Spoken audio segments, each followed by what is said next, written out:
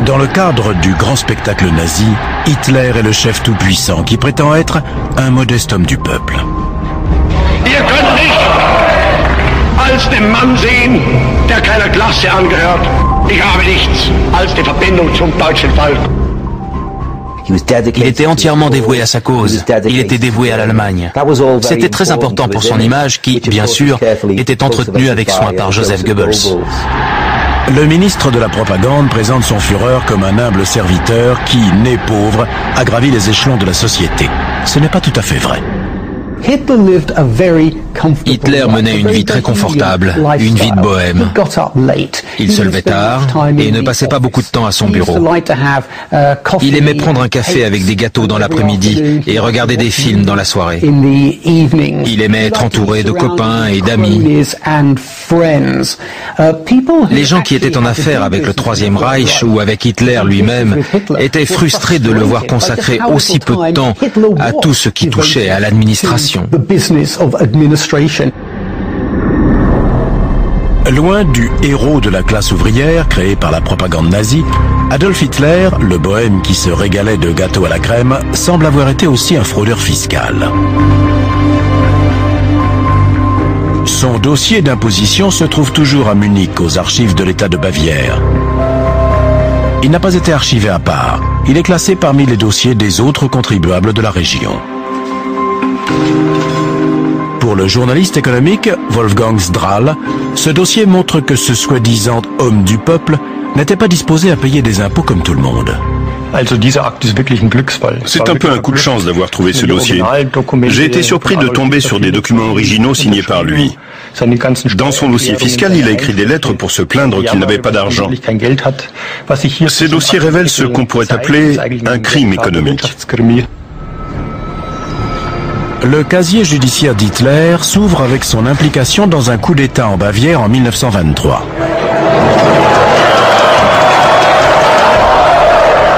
Au cours de ce qu'on a ensuite appelé le putsch de la brasserie, il appelle à renverser le gouvernement avec son petit groupe d'adhérents au parti nazi.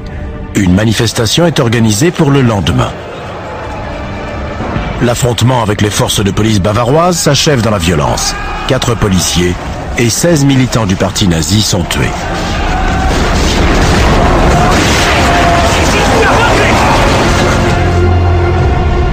Adolf Hitler est arrêté et condamné à 5 ans de prison pour haute trahison.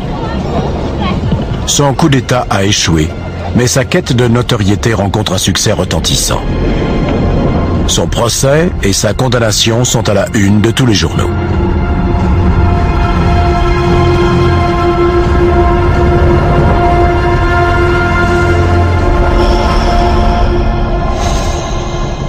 Il ne passe que 8 mois derrière les barreaux, mais c'est pendant cette période qu'il écrit le premier tome de son manifeste politique confus, Mein Kampf, qui va devenir un best-seller.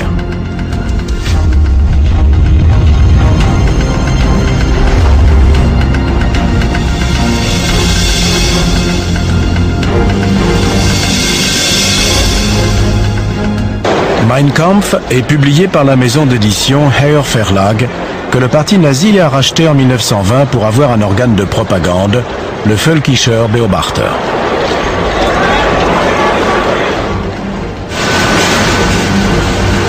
Afin d'acquérir l'hebdomadaire et les imprimeries, le parti nazi doit emprunter 250 000 marks.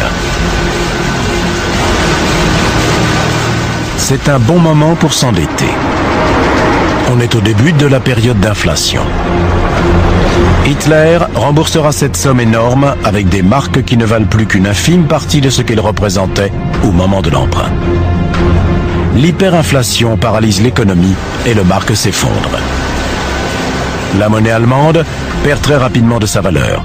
À la fin des années 1920, elle ne vaut même plus le papier sur lequel elle est imprimée. Des millions d'Allemands sombrent dans le dénuement, contrairement à Hitler et ses camarades du parti nazi. Ils ont le soutien de bienfaiteurs fortunés, compatriotes ou étrangers. Henry Ford, constructeur automobile emblématique et antisémite notoire, est l'un d'entre eux. Henry Ford, industriel américain de premier plan et personnage emblématique, était très enthousiaste à l'égard d'Adolf Hitler. La Ford Motor Company avait une filiale très importante en Allemagne. Et celle-ci n'a engrangé des profits qu'après l'accession des nazis au pouvoir. Elle est devenue bénéficiaire parce qu'elle fournissait les forces armées allemandes en camions et autres véhicules. Ford en Amérique a profité très largement du Troisième Reich. L'appui d'hommes très en vue comme Henry Ford donne du crédit à Hitler. Mais c'est au sein de la classe dominante munichoise, conservatrice et principalement catholique, qu'il trouve l'essentiel de ses appuis financiers. Certains partagent sa haine des Juifs, de la démocratie et de la République de Weimar. Et ils sont souvent fortunés et connus, comme l'épouse du facteur de piano, Ellen Bechstein. Helena Bechstein appartenait à une riche famille qui fabriquait des pianos. Elle était en quelque sorte une femme du monde à Munich. Elle s'est prise de sympathie pour lui et l'appelait même à une époque son petit garçon. Elle lui montrait comment se comporter dans la bonne société, lui apprenait à se tenir à table. Elle lui a acheté un haut de forme et une queue de pie à un moment donné. Elle était vraiment devenue son mentor, sa bienfaitrice. Elle lui donne des bijoux et des cadeaux de prix qui peuvent servir de garantie dans l'obtention de crédit. De précieuses devises étrangères arrivent de la part de bienfaiteurs d'outre-Atlantique, parmi lesquels des entreprises américaines. Les liens entre les fonds du parti nazi et les comptes personnels d'Hitler deviennent flous. On voit même certains fidèles du parti nazi se poser des questions sur le train de vie fastueux de leur chef, surnommé le roi de Munich. En 1925, il acquiert une luxueuse Mercedes d'une valeur de 20 000 marks et engage un chauffeur. Il possède une Mercedes qui a coûté une somme énorme. Il peut s'offrir des voyages et il a assez d'argent pour financer ses apparitions à fin de propagande. Tout cela est financé par une caisse noire et par les dons de grands et de petits bienfaiteurs. Mais le roi de Munich n'a pas rempli de déclaration de revenus. Le service des impôts lui donne 8 jours pour y remédier. Sinon, il devra payer une amende ou aller en prison. Au début, Hitler a cette image d'ascète et d'homme frugal.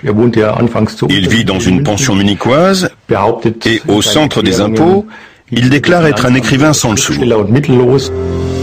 Ça ne correspond pas aux documents qui montrent qu'Hitler gagne plus de 11 000 marks en un seul trimestre en 1925. Mais il continue à se décrire comme un homme vivant dans le dénuement, ne possédant aucun bien où que ce soit. Il déclare « Je restreins mes besoins personnels au point de ne pas fumer et de ne jamais boire d'alcool. Je ne mange que dans les auberges les plus modestes. La voiture n'est pour moi qu'un moyen de transport. » Nous savons qu'au-delà de la propagande, qui n'était qu'une façade, Hitler habitait de très beaux appartements à Munich et à Berlin, qu'il avait un chauffeur, un valet de chambre, qu'il était entouré d'assistants, qu'il n'avait qu'à demander en claquant des doigts pour obtenir ce qu'il voulait. Il déclare un revenu imposable nettement inférieur à la réalité. C'est le départ d'une longue lutte avec le service des impôts. Vers la fin des années 1920, Hitler est devenu une figure politique notoire. Il ne déclare pas le moindre revenu en provenance du parti et se décrit comme un homme politique à titre honorifique uniquement. Sa fortune vient d'ailleurs. Mais le parti nazi a besoin d'argent liquide. Son armée de chemises brunes, ou SA, doit être rémunérée. Les congrès de Nuremberg, aux mises en scène élaborées, coûtent des sommes colossales. Mais si les nazis ont un besoin pressant d'argent, c'est uniquement pour soutenir Hitler et son image d'homme entièrement dévoué à l'Allemagne et au parti. Un puissant donateur alimente les caisses du parti. Fritz Thyssen, le baron de l'acier de la Ruhr. Le soutien de Thyssen était capital. parce qu'il montrait aux industriels allemands qu'ils n'avaient rien à craindre du parti nazi. Thyssen fait partie de ceux qui ont compris très tôt que le Parti national-socialiste serait un allié dans la lutte contre les organisations ouvrières en Allemagne. Il a fait passer le message parmi ses pairs, ce qui a désamorcé un mouvement important d'opposition à l'accession d'Hitler à la chancellerie. Les largesses du baron Thyssen contribuent à financer ce qu'on appelle la Maison Brune, prestigieux quartier général du parti nazi à Munich.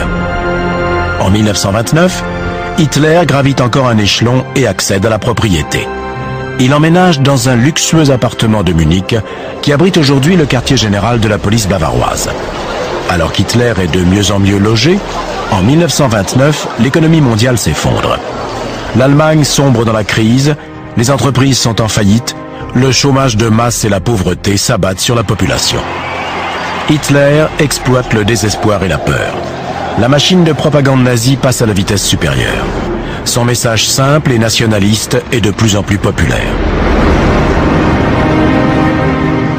Mais alors que nombre de ses partisans luttent pour joindre les deux bouts, tout va bien pour Hitler. En 1929, il déclare un revenu confortable de 15 000 marks, l'équivalent de 36 000 euros. Ses succès électoraux vont également croissant. En 1930, le Parti national-socialiste, NSDAP, récolte une marée de suffrages, 9 fois plus qu'aux précédentes élections, 2 ans avant. Il est devenu une force qui compte au Parlement allemand.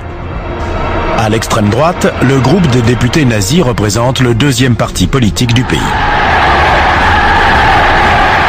La notoriété grandissante d'Hitler fait grimper les ventes de son manifeste politique Mein Kampf.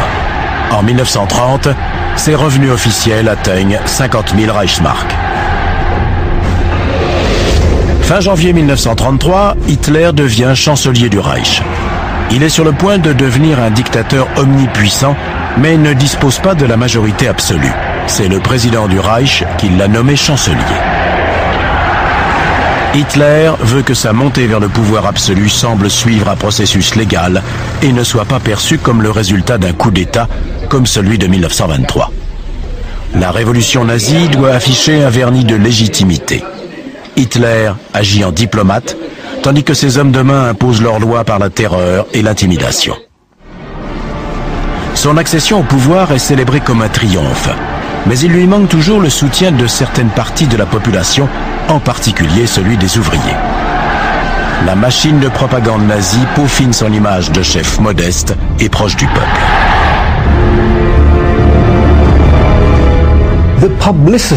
La machine publicitaire nazie, dirigée par Goebbels, était d'une efficacité redoutable. Elle a construit une image d'Hitler, l'homme ordinaire, l'homme du peuple. Ce discours aux employés de l'usine Siemens à Berlin en est un exemple typique. Ich bin aus euch selbst herausgewachsen, bin einst selbst unter euch gestanden und habe mich dann durch Fleiß, durch Lernen und ich kann sagen durch Hungern langsam emporgearbeitet. In meinem innersten Wesen bin ich immer das geblieben, was ich vorher war. Les foules se laissent duper. En 1933, leur modeste chef gagne au moins 40 fois le salaire moyen d'un ouvrier. Il y avait une sorte d'ascétisme en lui, et il se consacrait avec fanatisme à ses objectifs politiques. Mais l'idée qu'il tenait une existence monastique, travaillant nuit et jour uniquement pour le bien-être du peuple allemand, était un mensonge. D'après le dossier fiscal d'Hitler, pour la première année de son arrivée au pouvoir, son revenu annuel se monte à 1 200 000 Deutschmark. La majeure partie provient de la vente de Mein Kampf. 1,5 million d'exemplaires sont vendus au cours de la seule année 1933. L'ouvrage coûte la somme assez élevée de 12 marks. Mais ce prix ne dissuade pas les lecteurs, pas plus d'ailleurs que le style de l'auteur décrit comme lourd et indigeste. Après 1933, après qu'Hitler est devenu chancelier, Des millions d'exemplaires ont été vendus en Allemagne. Il a été traduit en 16 langues et des millions d'exemplaires ont été vendus dans le monde entier. Hitler avait inscrit comme profession sur sa carte d'identité « écrivain ». Et c'était assez vrai. Il a gagné une fortune. Mais en 1934, un jeune inspecteur des impôts remonte la piste de cette fortune et envoie à Hitler un rappel d'impôt plutôt salé. Son dossier fiscal montre qu'il ne déclarait qu'une partie de ses revenus. Or, toujours selon le centre des impôts, il devait finalement au moins 400 000 marks, ce qui était une immense fortune à l'époque. Le chancelier du Reich n'est pas content. Il donne l'ordre à un secrétaire d'État du ministère des Finances d'intervenir. Au milieu des années 1930, Hitler était multimillionnaire. Il a néanmoins exigé que son dossier soit plus ou moins clos, et les autorités fiscales ont accédé à sa requête. Il serait impensable aujourd'hui qu'un chancelier demande à ne pas payer d'impôts. L'agent du fisc, un nommé Vogel, reçoit l'ordre de faire une exception pour Hitler. Le directeur du service des impôts de Munich déclare « Tous les documents imposant au Führer quelque obligation fiscale que ce soit sont annulés. En conséquence, le Führer est exempté d'impôts. » Le dossier fiscal d'Hitler est clos. On ne sait pas ce qu'est devenu M. Vogel, l'inspecteur zélé qui a repéré en Adolf Hitler un fraudeur fiscal.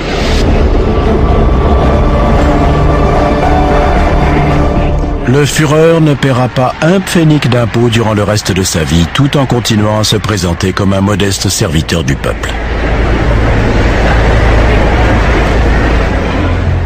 Deutsches Volk, die uns 4 Jahre, und ich schwöre dir, so wie wir und so wie ich in dieses Amt eintrat, so will ich dann gehen. Ich tat es nicht um Gehalt und nicht um Lohn, ich tat es um deiner selbst willen. Le nouveau chef du gouvernement semble joindre les actes à la parole.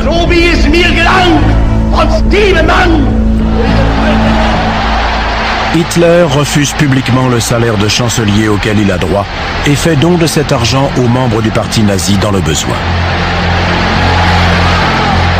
Bien que les ventes de Mein Kampf génèrent des millions de marks, il ne paye aucun impôt et le modeste chancelier récupère très vite le salaire auquel il a droit. Un an plus tard, il revendique tranquillement des revenus de 30 000 marks, plus une indemnité de 18 000, le tout net d'impôts.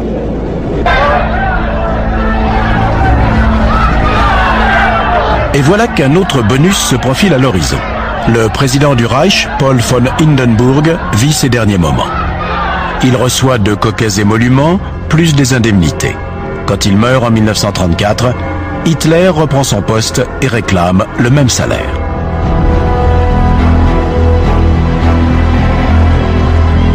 Pourtant, la propagande nazie présente toujours Hitler comme un modeste serviteur dévoué à son peuple. Il restaure l'honneur allemand et l'emploi en lançant de grands projets de travaux publics comme le réseau d'autoroutes.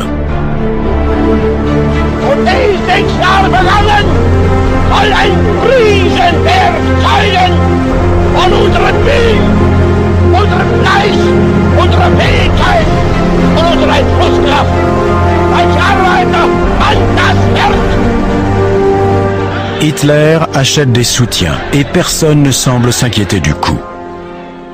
Le fait que tout ceci, y compris le service du travail du Reich et autres allocations, devaient être payés sur les fonds de l'État, ne concernait pas les gens. Ils ne s'intéressaient pas aux dépenses et aux dettes qui finalement reposaient sur eux. Ils ne s'intéressaient qu'à ce qu'ils avaient dans leur poche à la fin de la journée.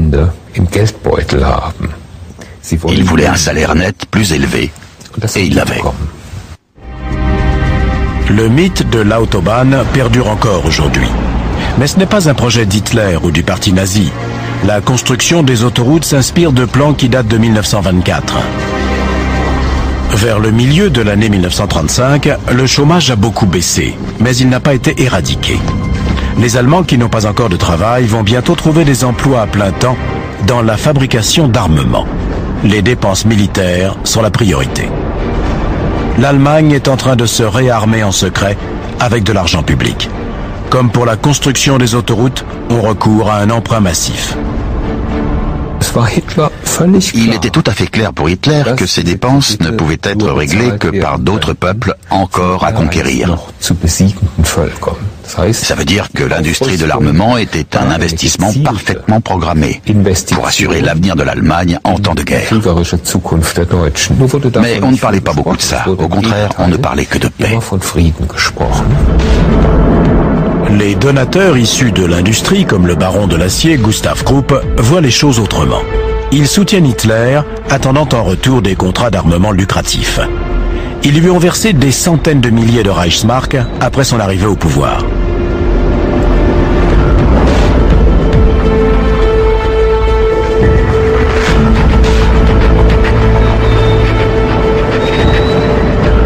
En 1933, tout en fabriquant les armes dont Hitler a besoin pour réarmer l'Allemagne, Gustav Krupp et ses amis industriels acceptent de lui faire régulièrement des dons.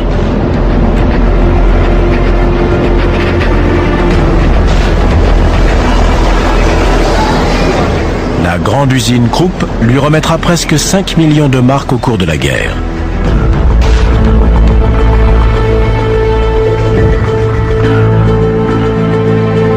L'argent afflue et Hitler le dépense en majeure partie pour lui et sa luxueuse retraite dans les Alpes allemandes. Il se rend régulièrement dans une ville d'eau populaire au décor de cartes postales, Berchtesgaden. Là, il loge dans une maison de vacances, la maison Wachenfeld. Il la loue depuis les années 1920, mais en juin 1933, il a les fonds nécessaires pour l'acheter comptant. La modeste résidence secondaire, meublée dans le style bavarois, va devenir une imposante propriété. Et c'est l'État qui paie la note. Hitler se prend pour un architecte.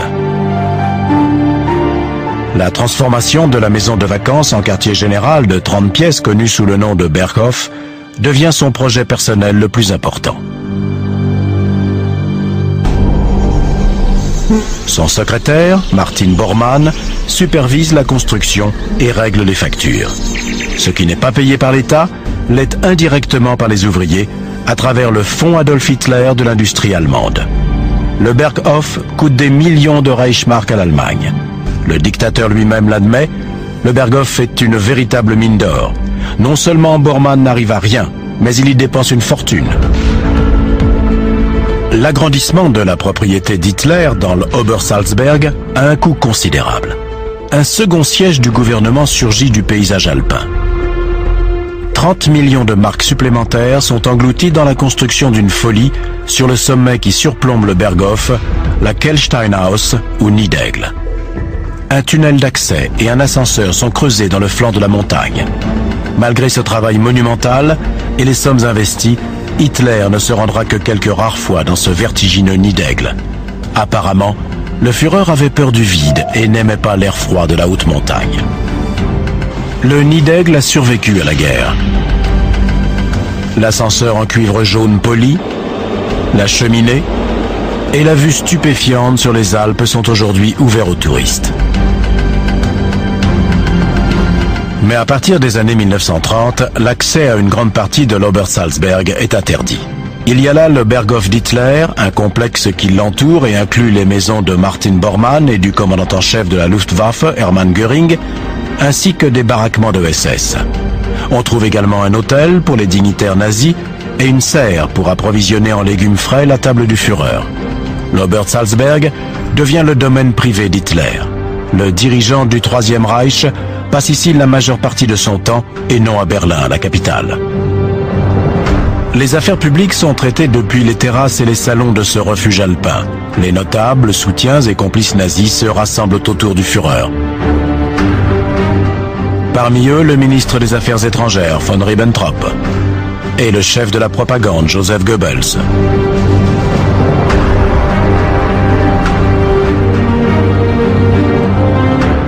C'est dans ce décor que les dirigeants SS, Heinrich Himmler et Reinhard Heydrich, planifient les meurtres à échelle industrielle.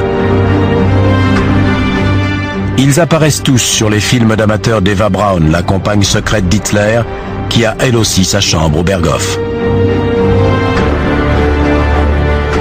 Cette assistante photographe, devenue la maîtresse du Führer, a la permission de se promener librement et de filmer des moments privés. L'architecte Albert Speer, ministre des Armements fidèle d'Hitler, apparaît lui aussi dans les films d'Eva Braun. Il utilise le travail forcé et le système concentrationnaire pour faire tourner ses usines. Après la guerre, il parviendra à éviter la peine de mort réservée aux criminels de guerre. Il critiquera la grande baie vitrée du Berghof conçue par le Führer, mais longtemps après la guerre. En 1970, il écrit dans ses mémoires « La fenêtre coulissante faisait la fierté d'Hitler. Sous cette fenêtre se trouvait le garage pour ses voitures. Par vent défavorable, une forte odeur d'essence pénétrait dans le living room. Ce plan aurait été refusé dans n'importe quelle école d'architecture. » Mais ce n'est qu'après la défaite du Führer et de l'Allemagne nazie que Speer osera railler publiquement ce projet.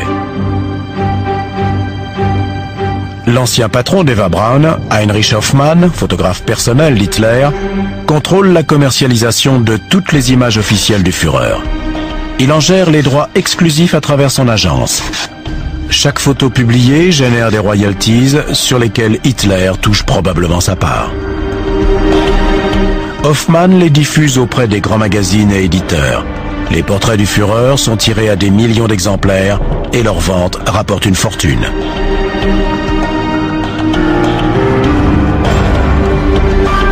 On imprime aussi d'innombrables cartes postales.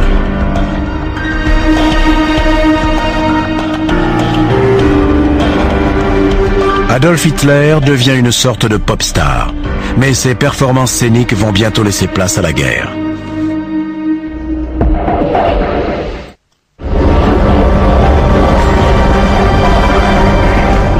« 1938 marque le début de la politique étrangère offensive d'Hitler. La Wehrmacht envahit l'Autriche. L'annexion de la patrie du Führer, ou Anschluss, est accueillie favorablement par beaucoup d'Autrichiens et le dictateur nazi veut récolter sa part. Encore une fois, son fidèle secrétaire, Martin Bormann, s'occupe de ses affaires et achète en son nom la maison natale du Führer. À Vienne, Hitler reçoit un accueil triomphal. C'est 30 ans plus tôt qu'il avait mis le pied pour la première fois dans la capitale autrichienne, où il allait à l'opéra et fréquentait les cafés. Il rêvait alors de devenir peintre et s'était présenté au concours d'entrée de la prestigieuse Académie des Beaux-Arts. Mais il avait été refusé pour absence de talent.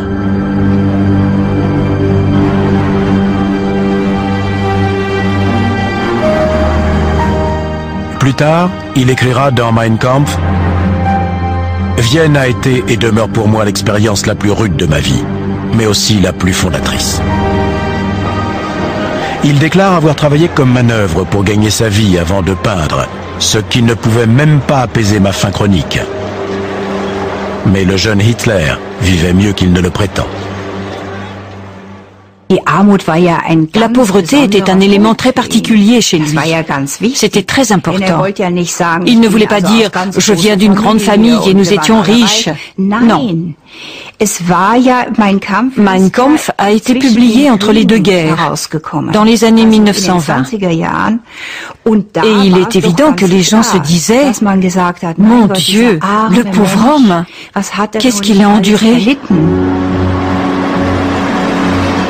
En réalité, il semble qu'Hitler n'ait pas beaucoup souffert. Il commence par louer un appartement tout à fait agréable. Puis, sa mère, en mourant, lui lègue une somme suffisante pour assurer son confort pendant 1 an.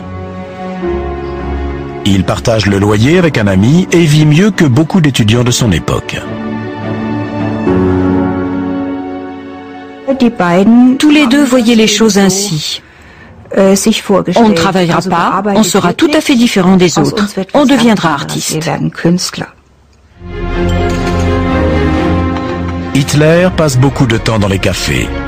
Il songe à devenir artiste, architecte ou décorateur. Il parle, rêve, s'adonne à diverses activités sans devenir expert dans aucune d'entre elles. Il dépense une grande partie de son héritage à l'opéra, un plaisir onéreux. L'argent laissé par sa mère est bientôt épuisé et le jeune Hitler doit trouver du travail. Le jeune Hitler aurait pu trouver du travail n'importe où, mais ça aurait été un emploi pénible, comme porter des bagages, transporter des pierres ou ce genre de choses. Il ne voulait pas et ne pouvait pas faire ça. Il est évident qu'il ne voulait pas être un ouvrier. Il refusait l'idée. Il imaginait simplement qu'il allait devenir quelqu'un, mais ne savait pas encore dans quel domaine. En attendant, l'argent a filé. Et à l'hiver 1909, Hitler n'a plus de toit. Il échoue dans un refuge pour gens démunis.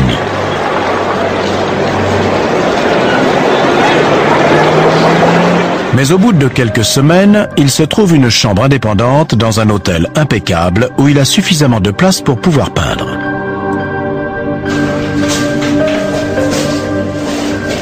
L'artiste en galère gagne juste assez pour vivre en peignant des vues de Vienne dénuées d'inspiration. Mais dans son esprit, il est un génie incompris et un maître.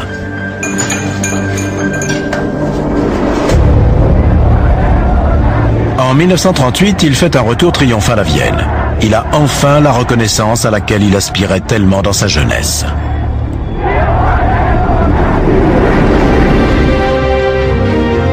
Le dictateur a de grands projets pour Linz, la ville de son enfance. Il veut en faire la perle du Danube, la plus belle ville d'Europe.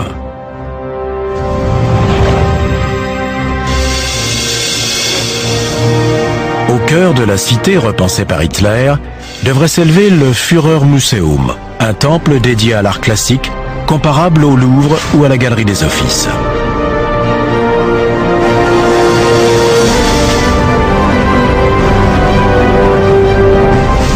La propagande nazie se complaît dans les images stylisées de héros germaniques, hommes ou femmes, mais apparemment ces représentations n'ont pas leur place dans le Führermuseum dont rêve Hitler.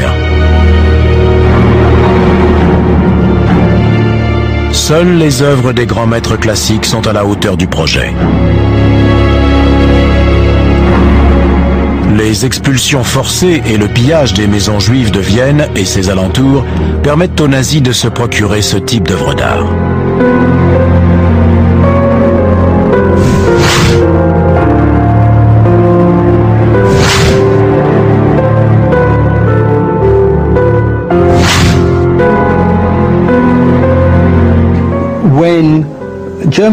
Quand les Allemands ont occupé l'Autriche, ils ont mis en place un système tout à fait organisé d'expropriation, appelé arianisation.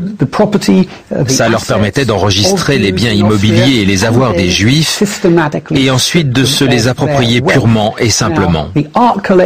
Les collections d'œuvres d'art entraient dans ce processus d'appropriation. Des actes d'achat sont établis pour que les transactions apparaissent légales, bien que la plupart des œuvres aient été pillées ou acquises à la suite de ventes forcées après l'invasion nazie en Autriche. C'était une aubaine pour certains marchands d'art allemands. Ils achetaient en bloc de vastes collections privées et les revendaient ensuite, souvent par l'intermédiaire de marchands d'art suisses. En 1939, l'invasion de la Pologne par l'Allemagne marque le début de la Seconde Guerre mondiale. L'année suivante, Hitler donne l'ordre d'envahir les pays à l'ouest de l'Allemagne. La Wehrmacht conquiert de vastes parties de l'Europe. Hitler visite Paris pour la première fois en conquérant et en collectionneur.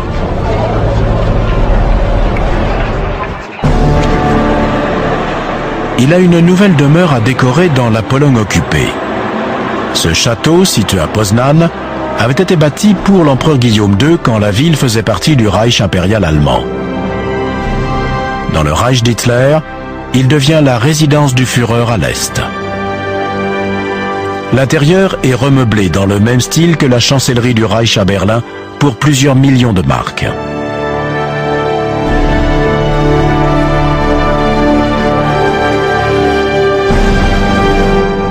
Hitler n'est pas généreux qu'envers lui-même. Il puise également dans le trésor public pour récompenser les officiers de haut rang et s'assurer leur soutien. Au début, en Union soviétique, l'armée allemande semble ne pas pouvoir être arrêtée.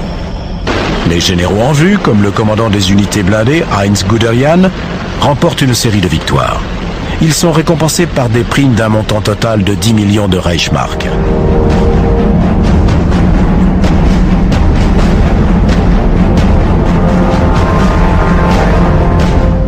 Le Führer distribue de l'argent, mais aussi des propriétés et des titres, comme un seigneur féodal. Le général Heinz Guderian reçoit ainsi une propriété luxueuse à Deipenhof, dans le Warthegau, près de Poznan. Celle-ci est évaluée à plus de 1 200 000 Reichsmark. Hitler la remet à son commandant des forces blindées comme cadeau, libre d'impôts. Les propriétaires polonais ont été expropriés. Mais l'armée rouge gâche l'affaire. Guderian et sa famille ne pourront profiter de cette demeure volée.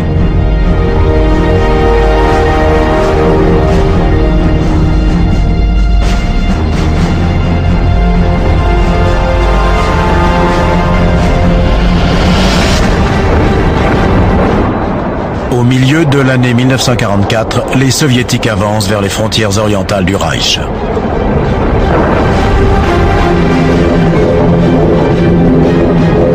Les bombardiers alliés pilonnent les villes et les usines allemandes. En 1943, les Alliés atterrissent en Italie. L'Autriche est maintenant à la portée des bombardiers britanniques et américains. La collection d'œuvres d'art qu'Hitler a amassée pour son Führermuseum de Linz doit disparaître sous terre. Les mines de sel d'Altaodsee en Autriche constituent la cachette idéale. Plus de 7000 tableaux et sculptures sont stockés dans des cavernes et des tunnels qui s'enfoncent profondément sous terre. Au-dessus, le grand Reich allemand d'Hitler s'écroule autour de lui. L'armée rouge atteint Berlin en avril 1945.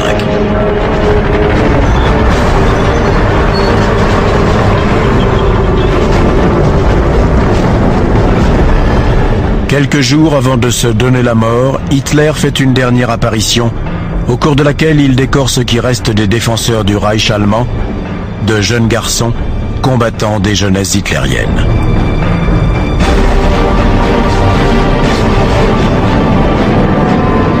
Tandis que les soviétiques se rapprochent par la voie des airs, Hitler et son entourage se préparent à en finir dans le bunker situé sous la chancellerie du Reich.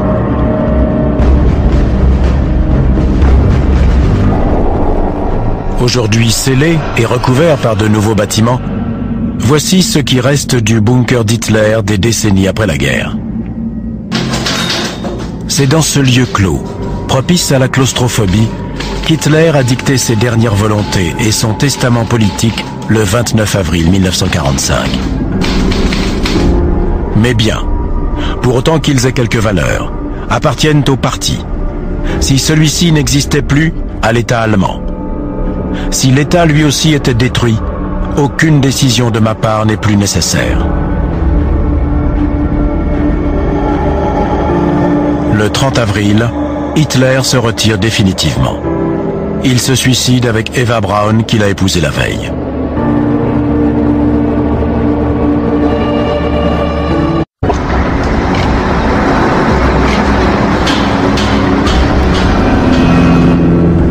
Des dizaines de millions de soldats et de civils innocents ont été tués. Et on estime à 6 millions le nombre de juifs assassinés à travers la Shoah.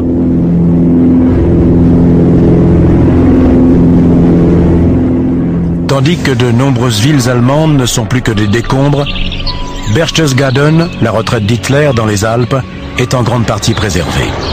Mais sur les hauteurs, son quartier général du Berghof a été bombardé et entièrement détruit.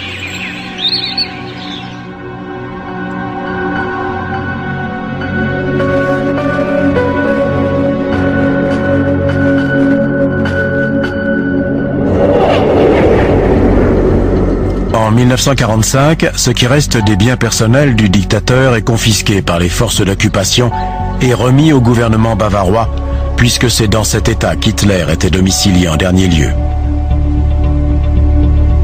Aujourd'hui, propriété publique, Les bâtiments toujours existants comme le Nid d'Aigle, la Kelsteinhaus et les baraquements de SS sont devenus des lieux touristiques.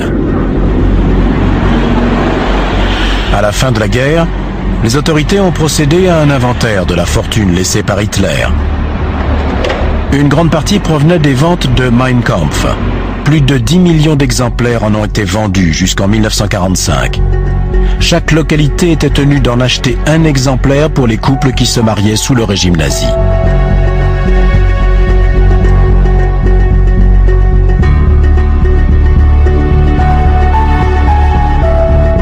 Après la guerre, les droits d'auteur ont été transférés à l'État bavarois.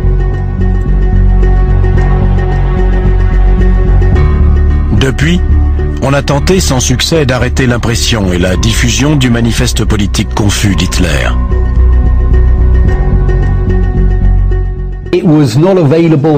L'ouvrage n'était pas disponible à la vente en Allemagne de l'Ouest après la Seconde Guerre mondiale, ni en Allemagne de l'Est. Il était tabou en Autriche, mais il n'a jamais été bien difficile de s'en procurer un exemplaire.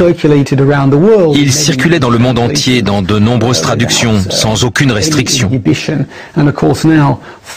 Aujourd'hui, bien sûr, avec Internet, on peut le lire dans un nombre infini de langues et le télécharger par un simple clic. Après la guerre, les Reichsmark déposées sur les comptes privés d'Hitler ont perdu une bonne partie de leur valeur. La réforme monétaire de 1948 fait disparaître l'ancienne monnaie.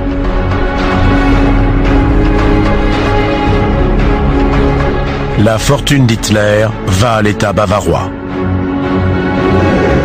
Son autre grand legs, les œuvres d'art qui devaient être exposées dans son Führermuseum, passent sous le contrôle de l'État allemand.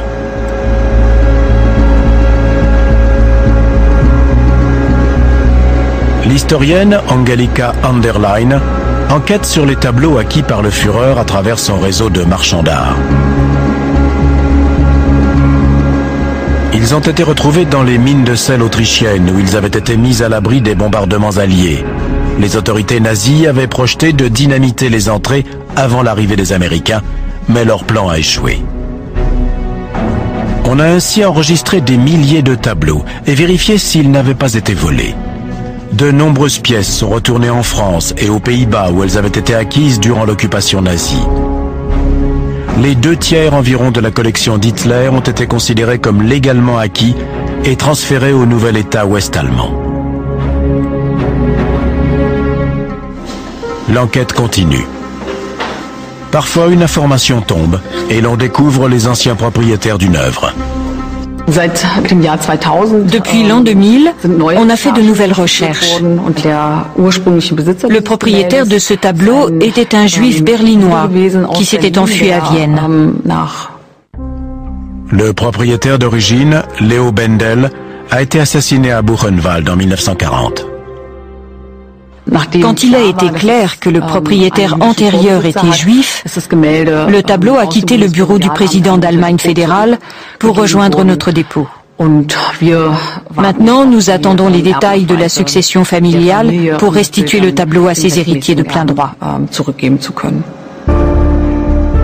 Le tableau est intitulé Fiat Justitia, ou Que la justice soit en latin.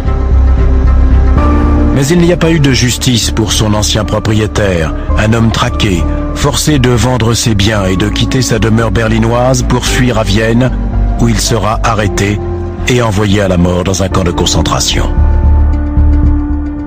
Si l'on accepte les bâtisses des Alpes bavaroises, ces compartiments de stockage renferment les derniers vestiges de la fortune d'Hitler, autrefois immense. L'homme du peuple, le grand serviteur de l'Allemagne, était un fraudeur fiscal et un détenteur d'œuvres d'art volées.